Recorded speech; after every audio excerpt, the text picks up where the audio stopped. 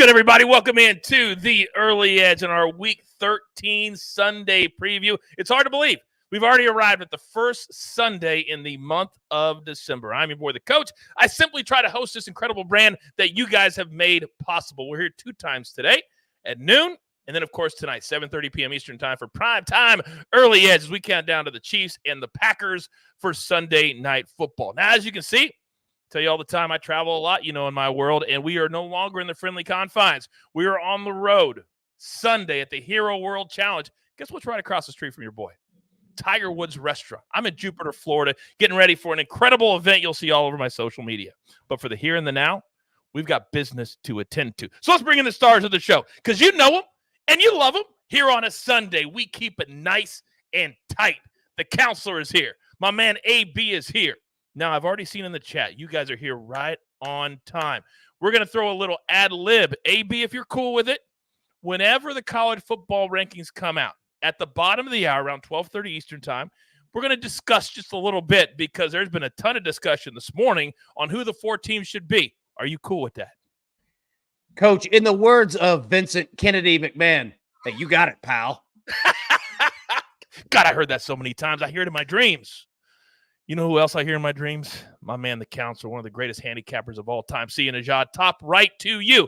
So let's get started, gentlemen. We got 7 early games. We got 3 coming up late this afternoon. And finally, the NFL did something right. They put 2 horrible games next to the 49ers and the Eagles. But game number 1 at 1 o'clock Eastern time, it's the Colts and the Titans. And this is a team in Indianapolis that is playing better.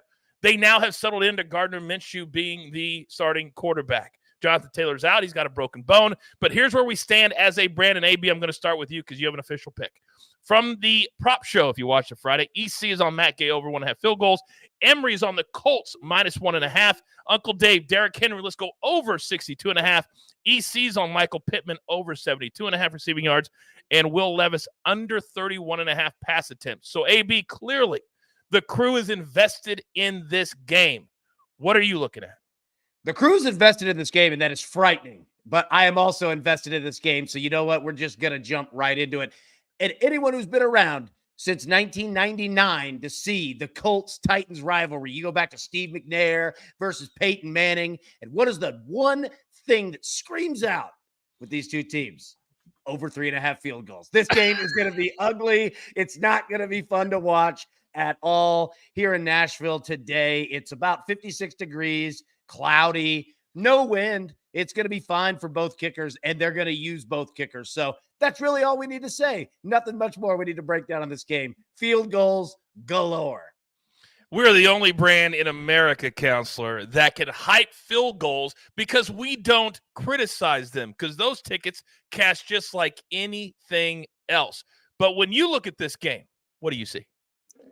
This one's interesting. I think there's a few players that I think are going to be featured. I mean, we know Zach Moss is going to be really popular, like in DFS circles, because his price is really low. But if you look at his yardage total, rushing and receiving, it's one of the highest on the slate. So that's something I'm going to avoid in terms of the prop market. But I think Michael Pittman is really interesting. I know there's an official pick, I think, from our prop show on Michael Pittman. I think he's going to have a big day. And I actually think the Colts are going to pull this one out. I think the Will Levis experience, while it started off really well, we've seen some trouble. And frankly, I think this team, and I thought it back then too, I think this team is better constructed with Ryan Tannehill at the quarterback. I understand at this point in the season why you wouldn't want to go back to Ryan Tannehill, but I think Derrick Henry is going to have some issues running the ball, even though it's a good matchup. I do think he'll probably get over his total, but I think it's going to be because of volume. I would lean towards the Colts -1 here. And let's keep in mind that the Colts currently reside in the 3rd and final wild card spot. So they're very much alive in the postseason discussion. Great little comment in the chat from Wags. He says, you guys got to watch By the Book with Sia. Loads of great. You have another show? I do. In fact, Coach, I think you're aware of it because you've been on it twice. I love By the Book. Daily at what time? 5:30. 5:30 p.m. Eastern. If you're in the Washington, D.C. area, there's no better show than my man Sia, the counselor, taking care of business. Now, game number 2, Chargers and the Patriots. Yes, this is an official game. The Chargers have disappointed everywhere. Local news where I live 45 miles from the stadium. They are trashing the Chargers. They want Brandon Staley out of town. So they're favored by 4.5. This number keeps going down all week, Counselor. Prop stars from the prop show is on Austin Eckler under 52.5 rush yards because his rushing has really tailed off. When you look at this game, two teams that are going in the wrong direction, what do you see? Yeah, for one, I see a lot of rain. It does look like Keenan Allen's going to be active in this one. I think 4.5 points is probably too much. The reason why I wouldn't be on it is because Bailey Zappe's the quarterback, and I don't know if Bailey Zappe's an improvement from Mac Jones in terms of how he's going to play versus how Mac Jones has played this season, but it's such an unknown. I think the only thing that's, I would say, known is that Ramondre Stevenson really is the clear-cut RB1. I think when you look at his rushing and receiving, or if you just look at his receiving props, I think that might be something I would lean towards. Certainly in DFS, I'm playing a lot of Ramondre Stevenson, but really there's nothing to count on specifically with this New England offense other than maybe Ramondre, and I'd take a look at Devontae Parker, but I would probably take the points here with the Patriots. I think this Chargers offense is just so discombobulated because Eckler's not at full strength, and props to Proppy for being on that rushing under because that makes a lot of sense to me. And then without Mike Williams, without Josh Palmer, there's just not a lot for Justin Herbert, especially in the rain. I don't know that I'd lean towards the under here, but I think it's a pretty efficient total. I think we're going to see under 40 points here. Yeah, that seems like the way that we are leaning, AB, because even though the Chargers on paper, they're supposed to have a really good offense, that just hasn't materialized all year. And a lot of it has to do with injuries. A ton of it has to do with injuries, specifically defensive side and on the offensive side as well. Justin Herbert is carrying this team. He's doing everything for them. We heard Coach Phil break them down just last week, and the Chargers just have problems.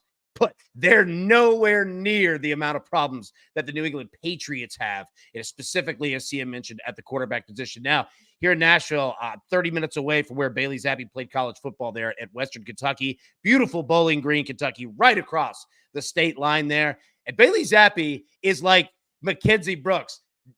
Gun show. He's like going to throw it all over the board. Now, Kins actually hits it. Zap's going to throw interceptions. Like, it's a wild experience, but he will throw the football. That's the one thing that he will do.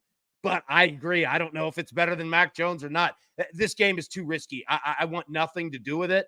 I'll watch it, but there's no way I'm putting any of my money on anything because literally anything could happen. Yeah, I was handy going through the games today, and I literally just skipped over this one. Yep. I was like, I want nothing to do with it. I don't want to talk about it. I don't even want to even put a dime on it. By the way, let me say this real quick. Yeah. Real quick on the New England Patriots. You were talking about the Chargers and how the fans want, Staley out and a new head coach. Patriots fans are screaming to get Mike Vrabel to be the next head coach of the New England Patriots. So just keep an eye on that one there. They want him badly. And people in Nashville are like, what do we do? Don't take our guy. And we've seen it in the past. In the NFL, you can do draft picks. You can trade a head coach. Like we've seen it in the past happen. No question about it. Now, real quick, because you guys know sometimes you just grind my gears a little bit. I've got to call you out on it. I don't know who Paul is in the chat, but Paul, let me tell you something. He says, what happened to the recap of all yesterday's games? Well, we didn't even have a show yesterday. We don't have a show on Saturdays. But with that being said, we had picks all week long. We're on twice a day. We're on social media talking about all our picks all the time. When we start the show, we tease each other about wins and losses, and we have way more winning days than we have losing days. We don't hide from anything or anyone.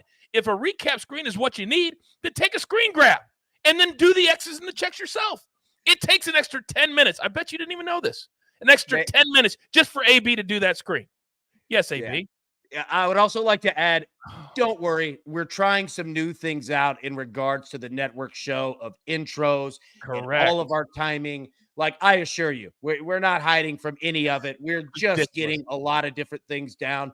It'll be back in some form. I don't know if it's going to be exactly that, but we've got things in the works to do it individually with each person. So that's even better for you. So, yeah, like as Coach said, not hiding from any of it. We're just trying some different things. So. Right, and we're turning into a TV show.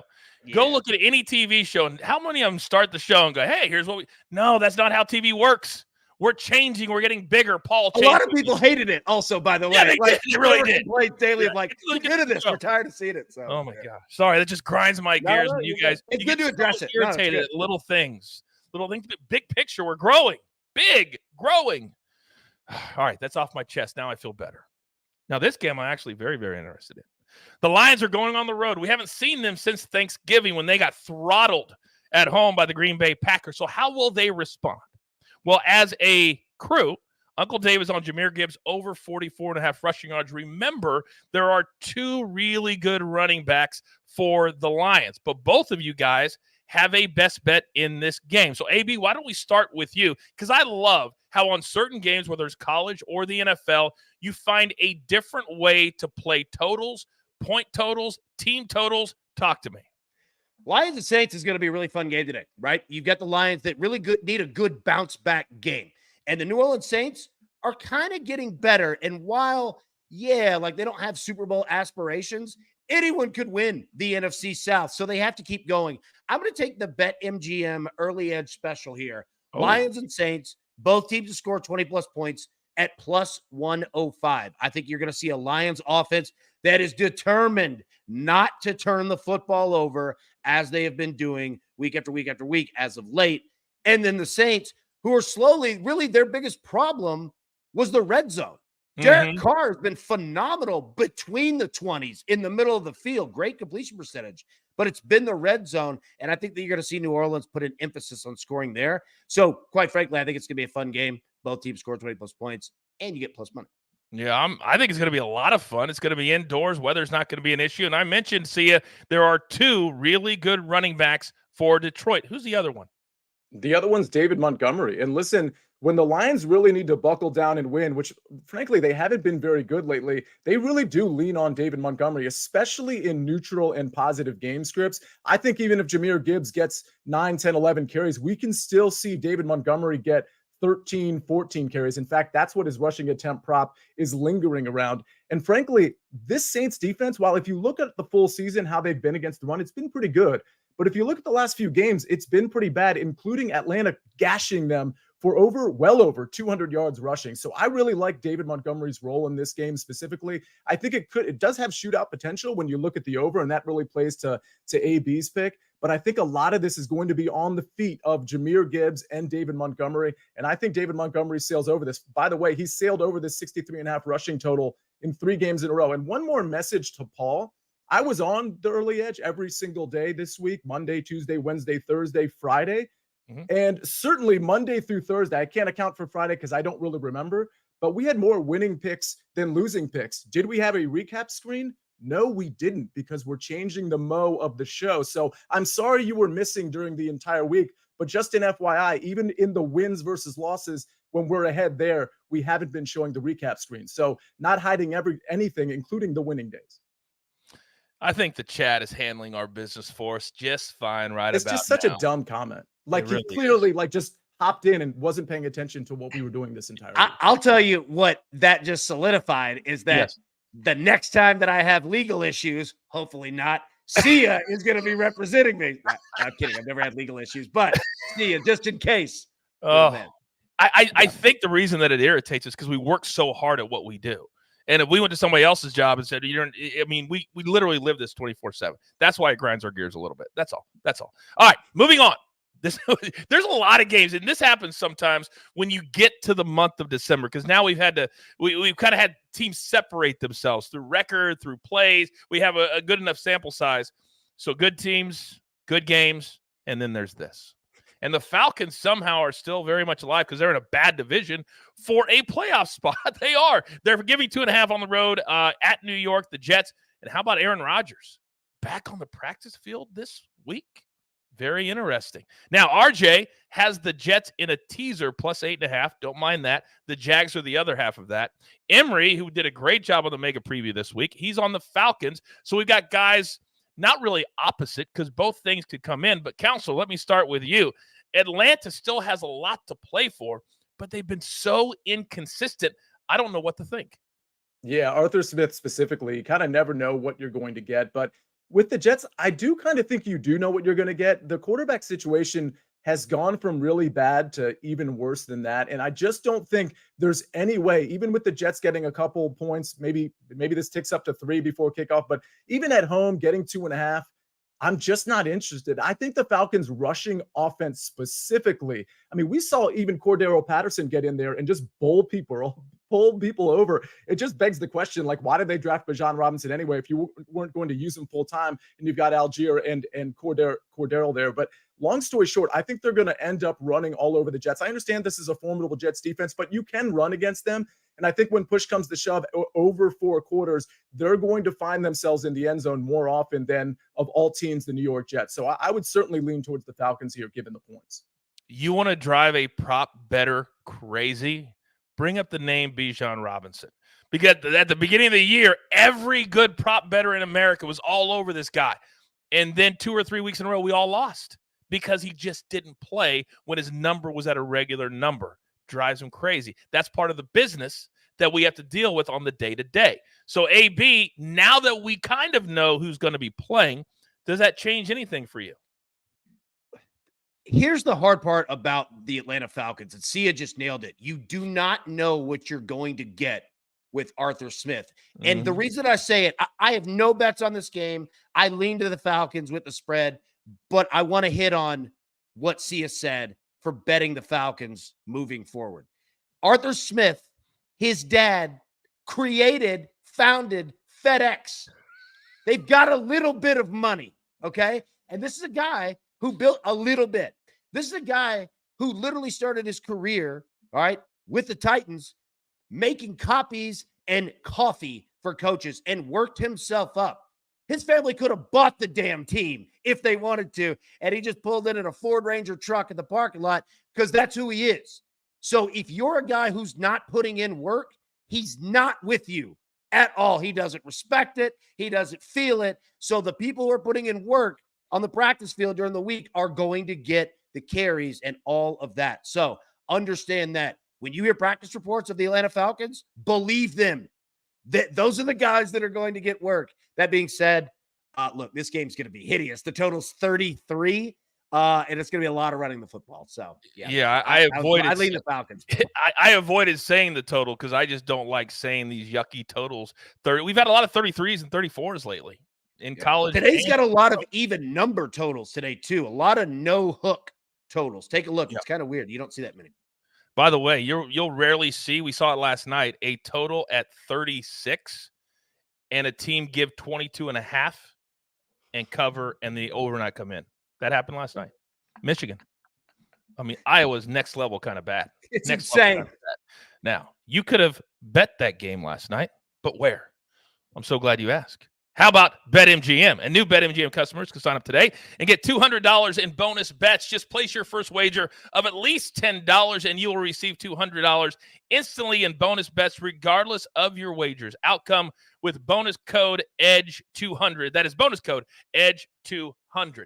Next 1 o'clock game. And this one definitely has interest from a lot of people because somehow Mike Tomlin doing another fantastic coaching job. He has Pittsburgh right in the discussion for a wild card spot because the Ravens are pretty good and they're in first place. So the number 6.5 according to BetMGM. The total is 41. Prop Stars is on Najee Harris over 13.5 rush attempts because if they get a lead, they're just going to hand this thing off. AB, you also have a best bet in this game. What is it?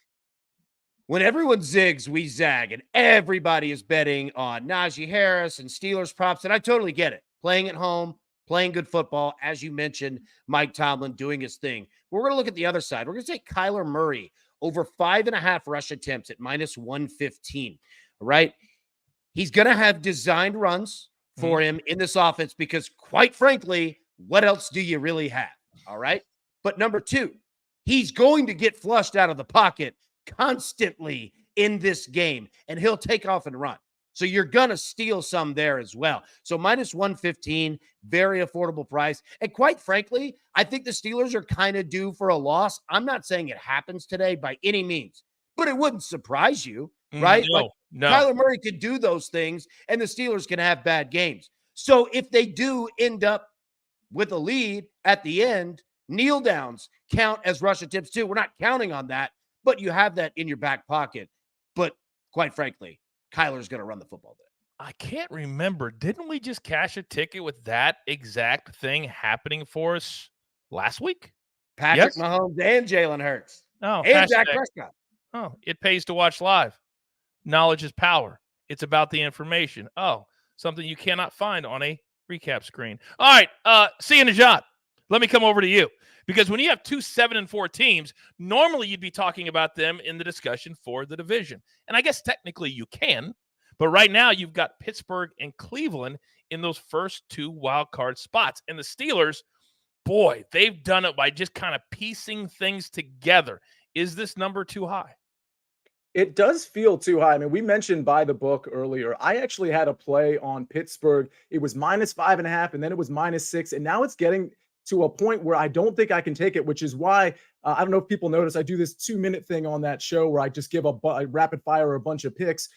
I put most of those picks on SportsLine. You can see a lot of them on the SportsLine app, but some I've had to back off because the line has just become prohibitive. And I know it doesn't sound like a big difference, 5.5 to 6.5, but when we're talking about a Steelers team that usually doesn't beat teams by a lot of points, I just think at a certain point I have to back off. So I really do lean to the Steelers here. And frankly, I considered putting like a decent amount of money on something I don't usually do, which is a money line parlay with the Steelers and Detroit. I really like Detroit. I just, because they're at New Orleans and Chris Olave is healthy, I didn't necessarily want to do that. But if you wanted to do a money line parlay, I like the Steelers here. I do like Najee Harris in this game. I will give Proppy the go ahead for that. But I think Jaylen Warren is pretty good in this game too. And we had something in the chat regarding starting Jaylen Warren in fantasy. He gave me 2 options. Jaylen Warren was one of them. Jaylen Warren was the play I liked. I think that was Chill Will DJ. But I like the Steelers potentially to roll in this one.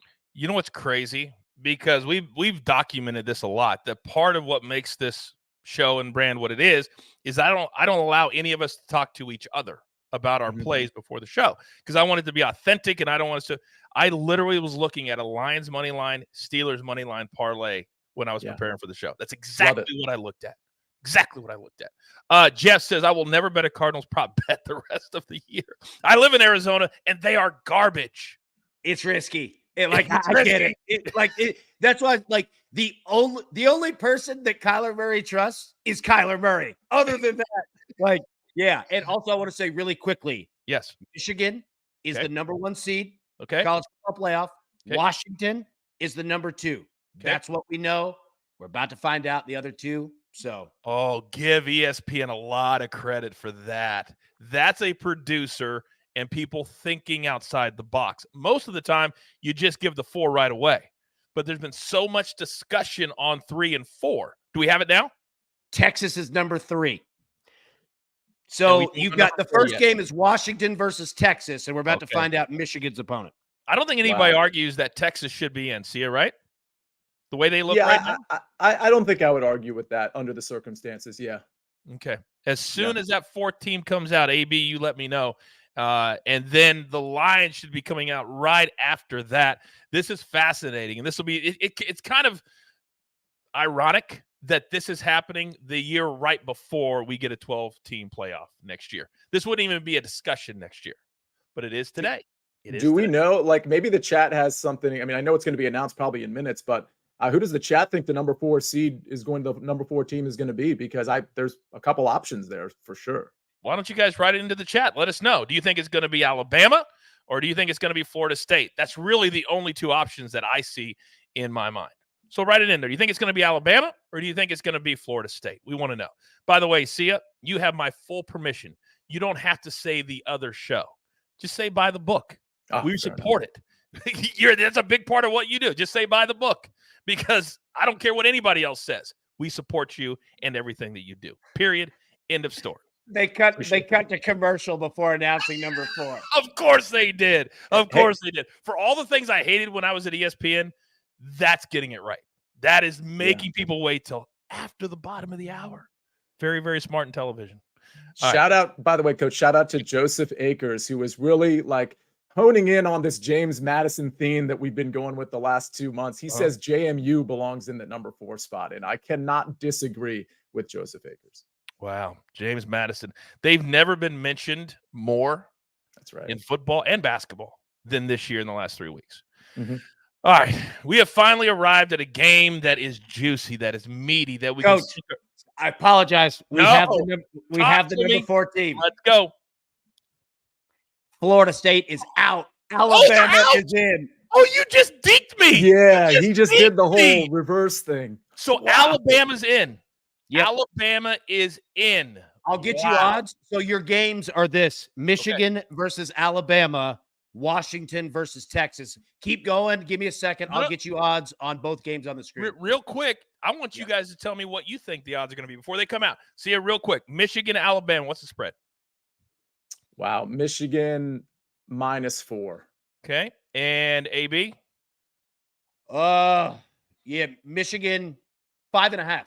5.5. And other game, see it? Washington, Texas. Ooh, that one's tough. I've been fading Washington, including Friday, where I absolutely got that one wrong. I think I'm going to fade him again. I don't know. Honestly, I'm confused as to what this line might be. I'm going to go with Washington -2.5. I've got the lines. All You're right, the man, AB. That's why you're the producer to the stars. Yes, Talk sir. Here we go. Okay. Alabama and Michigan. Michigan, 2.5-point favorite. All right. Texas and Washington. Texas, 4.5-point favorite. That's what I knew Texas would be favored. They're Not playing too good. So Fair enough. 4.5. Washington just had a great night, but the last few weeks they haven't had a lot. So real quickly, and we'll get back to we have plenty of time. See, what do you make of the fact that they left Florida State out? Because there was going to be history made no matter what. They had never left an SEC team out, and they still haven't done that. Yeah, I feel bad for Florida State. It's such a tough call. I mean, I don't know. I think I could go either way on them. The truth is, they were going to be without Jordan Travis, but Rodemaker was going to be back for the bowl game. So it wasn't going to be the backup we saw yesterday. So it was going to be a better offensive team. But if the parameters are, let's get the 4 best teams in, which I don't know if that's actually the true parameter, then I think you probably have to leave Florida State out. AB? I would leave them out. Like, I hate it. I absolutely hate it because Florida State did every single thing that you asked them to do. But the playoff committee finally proved, is it the best 4 teams or the 4 most kind of deserving teams, right? And Florida State being in there is not one of the best 4 teams. And it would be a $30 million loss. And understand that this is a money product as well. And I totally get it. Like, I hate it on that part for Florida State. I do. But I get it. I get it. I watched ESPN all morning, and I watched CBS Sports all morning long, and RG3 said one of the dumbest things that I've ever heard on television. And I hope somebody quotes me on this and puts it up on Instagram so he hears it. He said, if this was the NFL and Patrick Mahomes went down and the Chiefs were the number 1 seed, would they not be the number 1 seed? There's no committee picking the NFL playoffs. You are what you are. There's a committee in college making the playoffs. And I guarantee you, of the earn people, I've heard earn more times today than I care to explain. But those that earn it, it's supposed to be the 4 best teams when the playoffs happen. And there's nobody that can sit there and honestly say, if you know football, Florida State right now is one of the 4 best teams. I think we all agree on that. All right. Thank you for indulging us. But that was the topic of the day. We've just crossed the bottom of the hour. It's 12:30 in the East, where I am sitting with my 2 boys. Well, actually, AB's in Central Time. It is, out west, 9:30 a.m. My kids are just getting out of bed. They just texted me, Dad, we love you. Love you too, kids. Now, I don't let them watch the early edge, but they can hear it metaphorically. All right, back to the game of the day, at least from an entertainment perspective. It's the Dolphins on the road at the Commanders.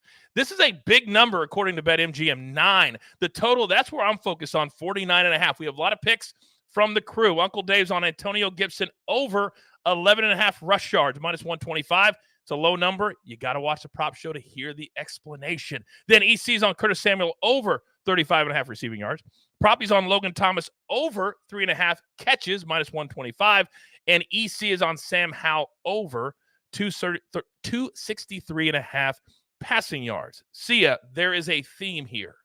Offense, offense, offense. You have 2 plays. Talk to me. And I know there are some people that are worried about sort of the weather in the Northeast. It is a little rainy, really across the Northeast. But I'll tell you, sitting here in Washington, 2 things you should pay attention to. One is what I'm about to say, where it has been kind of rainy and misty in the morning, but it looks like that's going to taper off. Rain shouldn't be a factor. But if you're ever worried about weather in terms of taking overs or unders or whatever the case may be, look at the total before the game, because if the total drops dramatically 1 to 2 points, which I would actually consider a dramatic drop, then you can factor in that some people are hammering the under because the weather is a concern. This over is still, or I should say this total is still 49.5. So no real concern there. I think this is going to be a high-flying game because it's such a good matchup. It's not a terrible matchup for Sam Howell, in my opinion, an Eric Bieniemy-led offense, but this is the worst defense in the NFL, and it's not even close, and you get the most explosive offense going against it. So there's a couple things I have here. I'll start with Sam Howell over 38.5 pass attempts at minus 132. I took this last week. I actually took it at 39.5, and he sailed over it. He's sailed over it in 6 games in a row in 8 out of 9. He's just throwing the ball for 2 reasons. One is because even in a neutral game script, they're throwing more than expectation in a big way, but typically they're in a negative game script, and it's forcing them to throw. I see no reason why that will be different here. I honestly think at this point, since he's hit it in 6 in a row, or he's gone over 40 in 6 in a row, this line should actually be 40.5, and it's not for some reason. So I'll take the over. My next play is going to be on the other side of the ball. I'll take Jalen Waddle's over 66.5 receiving yards. I think both he and Tyreek Hill can hit their overs, but I think the Waddle one's a little bit more palatable to me. And we've seen with really bad offenses that Tua sometimes, even though Tyreek Hill will be involved, he tries to force feed Waddle, especially early in the game. And I think if he does that, we could see Waddle potentially get this in the first half or certainly through 3 quarters. So I like Waddle's over here. I love all that analysis, and I'm sorry I didn't hear that last thing because I was busy getting my Sam Howell play in. I love that attempts play. Now, AB, let me come over to you because normally, because I know you about as well as anybody, you like to target 2 or 3 games with the same bet, with the mindset when you're in it. This is one of those games. What do you like? I like everything that Sia just said. To be completely honest with you, I think it's going to be an exciting game. Miami's offense has to get going again. And Washington, I understand that it hasn't been a dream season for them, but they can score points, and they do put offense up. I'm going with both teams to score 20-plus points, plus 105. I think that the Dolphins are going to score a lot today. And quite frankly, I think that Washington will too, whether that's early in the game, which they have done, or late in the game, because Miami's defense will give up points. And their offense has made mistakes a lot lately, to be completely honest with you. Yeah, so look, I'm going to have fun with this one, man. I think it's going to be a weird, kind of odd game, but both teams are going to score, and I'll take 20-plus at plus money. A couple of things from the chat. Let's go to you first, Sia. Curtis Samuel, we're on his receiving yards, but what do you like as far as his receptions are concerned? It's such a good question because last week he had 10 targets, he had 100 yards, but there are games where he falls flat. The problem with the Washington pass catchers, and I say pass catchers because I want to include the running backs and the tight ends, is that when you have an Eric Bieniemy offense, we see it with Kansas City right now, but we certainly saw it when they were without Tyreek Hill. Eric Bieniemy likes to spread it around, and Sam Howell's just going to go to who the read is and who's open, and he's really comfortable doing that, which is why you don't see a lot of explosive games from Terry McLaurin, their obvious number 1 receiver. Jahan Dotson sometimes doesn't get a lot of receptions. With all that said, I do think we're going to see Curtis Samuel probably catch 4 balls, maybe more, but it's really hard to lean on that. I don't mind the Curtis Samuel over 35.5 receiving yards. I don't mind his catch prop if you're getting it at, over 3.5. But again, you have to be really careful. In this game, with all the pass attempts, I do like his over, though, with receptions as well. Haas says, I've got several units on Hal today because of Sia, and I couldn't be happier. Neither could we. AB, let me come over to you. Tua, over 325. Anytime you're over 300, that's a high number. Your thoughts? That is a ton of yards on the road. If this game were being played at home, I'd be all over it. But I think that Miami's going to run the football too. They've got to be balanced. And that's really where this offense is by design to crush you, is when the minute that you step back to stop the pass, they can hit you on the ground. I never want to bet against it, but I don't know if I'd bet it. That is the key right there. You don't want to bet against it, but maybe not bet on it. Yeah, Counselor, go. Well, one thing I think it's important to point out, when you see this matchup, I think everybody just assumes, hey, like Commanders are going to get blown out like they usually do against good teams. We saw it last week against the Cowboys. But I do think the Cowboys defense is a little different from the Dolphins defense. We saw the Dolphins at home, for example, against the Raiders. Like they were kind of like, they kind of got through that game, but they didn't cover. I do think Sam Howell can fight back. And I want to point out that the market is agreeing with me, because we have it as 9 here. It was 9.5 earlier in the week, and it's 8.5 at a lot of major books. So just keep in mind that this isn't necessarily a runaway. Maybe if you're into teasers, which I'm not, this could be a really good 6-point teaser, especially since you're getting it at 8.5 in some markets. You pull that down to 2.5. But don't be surprised if the Commanders put up a really big fight here, even though they have the worst defense in the league. Coach, real quick. Yes. If anybody's out there wanting to play Tua props, like if you're looking at the yardage, again, I'm not saying don't do it. What I'm saying is, if he's going to get, would you say 325? 320. Right? That's what the chat said. I haven't looked it up specifically. Let's just use that as the number. If he's going to get 325, he's going to have a pass that's longer than whatever his longest completion is, probably 37.5 yards. I would just play that, because if he's going to get those yardage, somebody's going to have to go deep, and you know that they're going to try it. He's not getting 325 just methodically going. Yeah. The line for his passing yards is between 284.5 and 288.5, just so everybody knows. So that would probably be an alt line that he was referencing. And to your point, AB, the longest completion for Tua, believe it or not, this is the highest I've seen, is 40.5. You usually see, even in high octane offenses, you usually see 37.5, maybe 38.5. 40.5 is really high, but obviously then I switch it. I like the over 280. Yeah, I mean that's a solid number. I dig that. Yeah. And that's why we discuss. That's why we discussed, and that's why he's a counselor for a reason, always making sure we have the final number. All right, one more game at 1 o'clock, then 3 at 4 o'clock, then we're going to get the hell out of Dodge and enjoy these games this afternoon. This is also a really, really good one, and this one has a lot of implications as far as playoffs are concerned. Denver starting to play like a different team. They've locked in to Russell Wilson playing his new way, very efficient, not turning the ball over, and playing good defense. The Texans, they've shocked all of us with certain performances this year. They're laying 3 at home. The total is 47.5. RJ was on the Broncos when it was plus 3.5. It's come down just a little bit. CJ Stroud over 1.5 passing touchdown. That's from EC from the prop show. So, AB, let me come over to you, because I think this is a brilliant play. What you like in this game?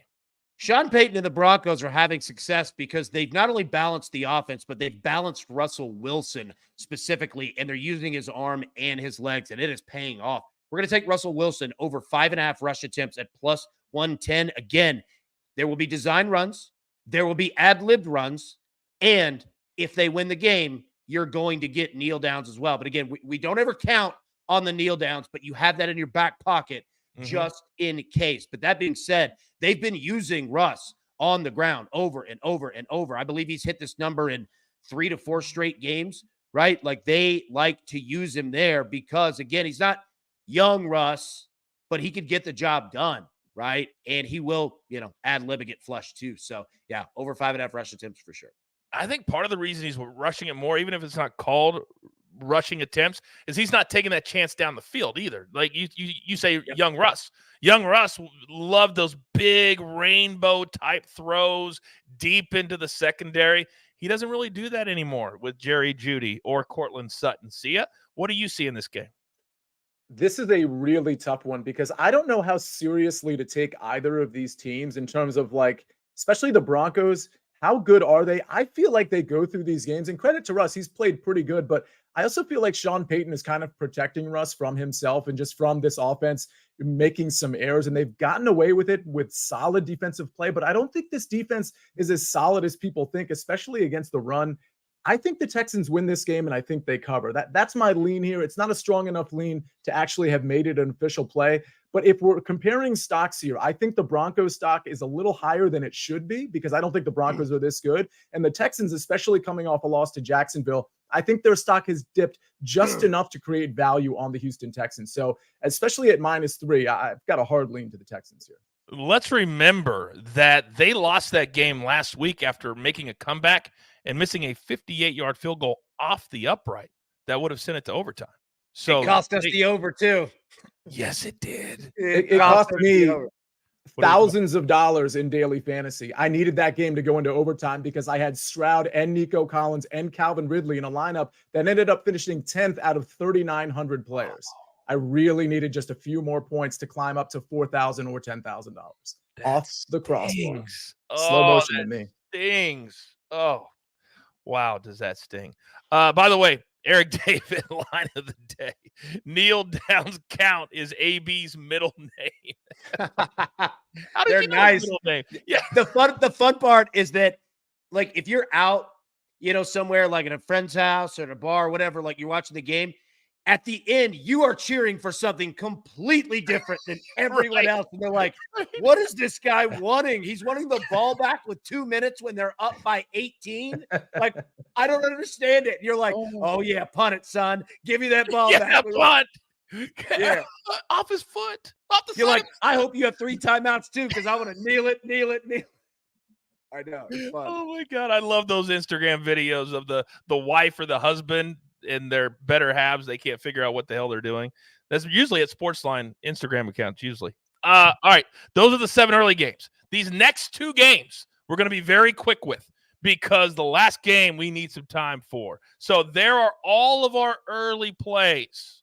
So take a screen grab, and if you feel so inclined, you can put the X's and check marks on yourself at home. You can do that. You're allowed. So those are our early plays, and we're going to leave them up there as we talk about this next game very quickly. Panthers and the Bucs. Tampa somehow still alive in the discussion for the playoffs. They're laying 3 at home. 36.5 is the total. This game is at 4:05 Eastern time. RJ is on the under when it was 37.5. It's gone down a full point. That is key, because 37 is a real important number when you're talking about totals. AB, what do you like in this one? The Carolina Panthers fired not only head coach Frank Reich, but fired the entire offense, mind you, last week after that loss to the Tennessee Titans. So this is a completely new offense for Bryce Young and the Panthers. Now, I'm not saying that they're installing a new offense. What they're going to do is you just tone down what you've been doing. Mm-hmm. And quite frankly, owner David Tepper fired Frank Reich because he wants to see Bryce Young do Bryce Young things. You know what Bryce Young did at Alabama? Run, pass, option. We're taking Bryce Young over 2.5 rush attempts. That's it. It's a little juicy here. -140. I get that. Over 2.5 rushing attempts. That is it. You're going to see Bryce Young finally get to play a little relaxed. That's all the analysis that we need. Bryce Young over 2.5 rushing attempts. You'll get there. I'm trying to find a positive for this game, Sia, and I'll say this, that the Bucs are just 1 game out of first place in the NFC South. Your thoughts? Well, that's a good point. I do think they probably cover this at home. I will say this about firing the coaching staff. It does seem a little unfair that Frank Reich got fired so quickly, but he probably wasn't catering his game plan to Bryce Young's strength. And I do think AB has a really good point in terms of perhaps freeing Bryce Young up a little bit. Will it happen immediately? I don't know, but I will say this. Looking at his passing yardage total, it's 192.5 against a team that is really bad defending the pass. I think this could be a good game for all the pass catchers, namely guys like Thielen, maybe Jonathan Mingo. So I would actually be looking at Bryce Young overs, believe it or not, because that number is very low and it's a very bad pass defense. Yeah, sometimes sportsbooks can take a number down to the point where you have to, or you're forced to take the over, at least look at it. AB, go.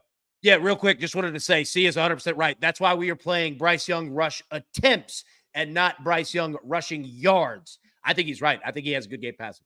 Boom. All right, next game at 4:25 Eastern time. Browns, they are in the second current wild card spot in the AFC at the Rams, who just blew out the Arizona Cardinals. Rams are favored by 3.5. The total is sitting on 40 according to BetMGM. As an entire crew, we don't have one play on this game. Counselor, can you see anything you like in this one? Yes, because I'm looking at maybe some potential with the passing game and Joe Flacco. First of all, I like Jerome Ford in this game. I like his rushing and receiving props. But I'll say this, Elijah Moore was a favorite target. In DFS circles, people already know this because they're talking about it a lot. He was a favorite target of Joe Flacco when they were at the Jets together. His receiving prop is 35.5. It's not that I'm necessarily in love with that. I think it's good. But I think this might be a situation to do the latter thing, or just take an alt receiving total. And if we're right that these two guys are going to be in sync right away, I think you could see against the Rams defense that has some soft spots. I think you could see a guy like Elijah Moore, maybe even David Njoku, have a really big game. So this might be the game where instead of taking the 35.5, I just avoid it. I don't even do the latter. I take something like Elijah Moore over, let's say 65.5 at whatever that number is, plus 400, plus 450. That might be the way I attack. And of course, it wouldn't be a full unit because of what the plus number is. That would be the way I'd attack this game. Really, really smart. AB, when Sia says the name Joe Flacco, it tells me the Browns are willing to do anything in their power to make this offense a little bit better because the defense is playoff quality. But the offense has gone through 3 quarterbacks now. This will be the 4th. Your thoughts? Joe Flacco playing tells me this. Take yourself a $20 bill that you would bet on this game, on anything. Go to the gas station and get yourself 2 $10 scratch-offs. You'll have more fun doing that, trying with those than anything in this game. Don't do it at all. There's no telling what happens in this one. I want absolutely zero to do with this game. I agree with you. But this next game, our final game this afternoon, we've been looking at this game for weeks. When it was on the schedule, we said, can't wait till the first Sunday in the month of December to get to this. Everybody remembers Brock Purdy going down, hurting that arm, and then it really wasn't the championship game we thought we wanted or needed or would get. But now he is healthy. The last couple of weeks, they've looked like what Sia calls the best team in the entire NFL. And the sports books believe it because the Eagles are the number 1 seed. They've lost only one time all year to the Jets of all teams, and they are underdogs at home by 3. To me, this is crazy, but that's why I'm going to start with Counselor because he always educates me too. Now, as a crew, Proppy's on A.J. Brown over 72.5 receiving yards. He believes that when the lights are the brightest, this man's going to step up today. Emery's on the Eagles plus the 3 for a lot of the reasons I just said. Sia, you have 2 plays in this game. Educate us. Yeah, I understand why Emery's on the plus 3 here. And it's hard to quibble with a team that's only lost once at home. But here's the thing, and the chat has been all over this. The Eagles, it's late in the season, and this is their 3rd game in 13 days. I do think that matters, especially when you're coming off some really gruesome games that included, well, I say gruesome, just that they were such close games, especially that Bills game where it went into overtime. The defense was on the field a ton. And now you get a 49ers team. And granted, it's in Philly. But by the way, we've seen Washington of all teams almost beat Philly in Philly. That game went to overtime. So it's not like they're indestructible at home by any means. The Niners are healthy. I think that's the most important part. You can play the Eagles are tired narrative all you want. And I think there's a lot of validity to that.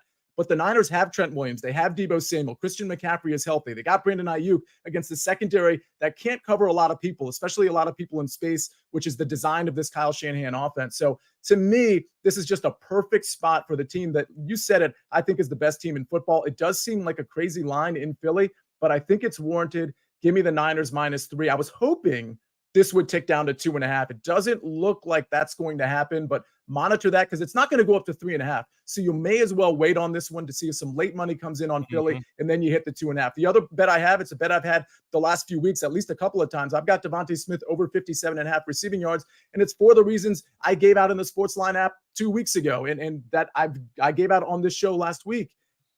When Goddard's not on the field, it's Devontae Smith, it's A.J. Brown, and that's it. And this Niners defense, where it can be beat, it's on the outside specifically. I expect Devontae Smith to have another big game. I will ask you all one very simple question. I haven't asked you this entire hour. We've covered a lot of ground. Do you want to do the work? I didn't think so. AB, coming over to you, big boy. Game of the year today, here. Do you want to do the work? Do you want to have some fun? That's what you want to do. The most exciting game on the board today. We're going right to the BetMGM early edge special. 49ers, Eagles, both teams to score 20-plus points, minus 110. It's going to take, 24, 27 to win this game probably, maybe 30. I think that both teams are going to score 20-plus points. I don't want to have to pick who wins. The spread feels like a trap. I trust Sia. I roll with him, obviously. But I just want to have fun, watch this game. 20-plus points. Sounds good to me. Everybody knows that whether it's soccer for me or football, this is my new favorite bet. Both teams to score. That way you can just root for points. And it does feel like a trap to me. I do trust Sia implicitly. He's 1B for God's sake. But man, I'm having a hard time pulling the trigger on an away it's team. It's so weird. I know, man. I can't seem to get there. I know. But man, maybe by 425 I will. Maybe I will. Gentlemen, as always, well freaking done. There are the recaps. There you see the late games in the white. Do not forget tonight, 7:30 p.m. Eastern time. See, would you mind hosting tonight? I've got a little thing I've got to do down here. Would you do that for me? Oh, geez, Coach, I'm busy. I can't. No, of course I can. I can't wait. Let's do it. My man, the Colts are going to be hosting tonight. We got the Chiefs and the Packers. Coach Phil already sent in all of his notes. He's already got his keys to the game. He's all set to go. AB will be there. The whole crew will be there, except for me. But I'm down here doing some good work. The Lord's work, some would say. Some others would say not. Hey, you know what, Coach? You're doing a good thing. You're helping out police officers across the country. Pretty good thing to support. Applaud you on that. Yep. Appreciate that. Really, really do. All right. Congratulations once again to Michigan, Washington, Texas, and Alabama. We're going to have a great college football playoff this year, and I couldn't be happier with the 4 teams that they selected. We'll be back also, don't forget, every single weekday at 10 a.m. Eastern time. We are live right here on this same channel for another 2 months until we start on television as well. So we're very excited for that. But in the meantime, remember this. There's only one thing left to do, and I believe you all know what that is. You've got your marching orders. Let's take all of these tickets straight. Oh, to the pay window. For my entire crew, love them all. Counselor, AB, and all of you at home making this so much fun to do every single week. We grind for you so we can win with you. It's truly what we're all about right here. Have a great day from the Early Edge.